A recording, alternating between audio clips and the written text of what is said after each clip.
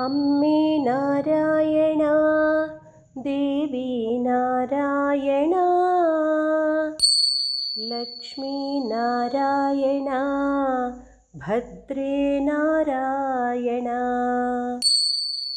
अम्मे नारायणा देवी नारायणा लक्ष्मी नारायणा भद्रे नारायणा। देवी नारायणीयं दशकं 13 उतथ्य महिमा। अथागतः कश्चिदधिज्य धन्वा मुनिं निषादः सहसा जगाद।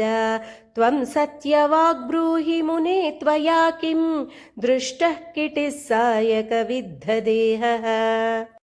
दृष्टस्त्वया चेद्वदसु करः क्व गतो न वा दृश्यत किं मुनीन्द्र।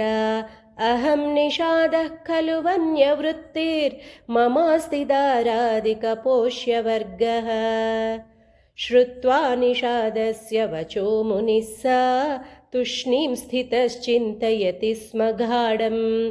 वदामि किं दृष्ट इतीर्यते चेत् हन्यादयं तं मम चाप्यघं स्यात्।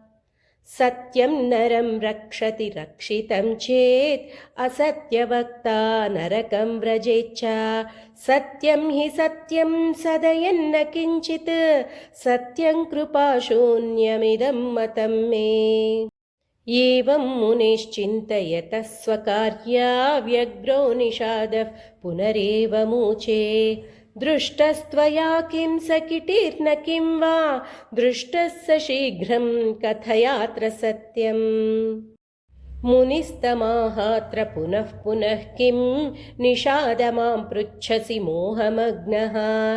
पश्यन्न भाषेत न च ब्रुवाणः पश्येदलं वाग्भिरवेहि सत्यम्।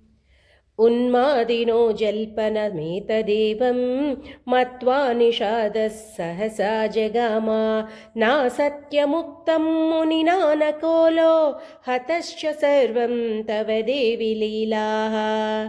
द्रष्टा परं ब्रह्म तदेव च स्यात् इति श्रुतिः प्राह न भाषते सः। सदा ब्रुवाणस्तु न पश्यतीदम् अयं हि सत्यव्रतवाक्यसारः। भूयः ससारस्वतबीजमन्त्रं चिरं जपन् ज्ञाननिधिः कविश्च। वाल्मीकिवत् सर्वदिशि प्रसिद्धो बभूव बन्धूत् समतर्पयच्च। स्मृता नता देवी सुपूजिता वा श्रुता नृता वा खलु वन्दिता वा।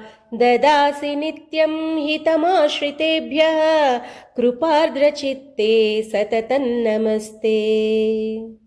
सर्वमङ्गलमाङ्गल्ये शिवे सर्वार्थसाधिके शरण्ये त्र्यम्बके गौरि नारायणि नमोऽस्तुते। जय आदिपराशक्ति की जय।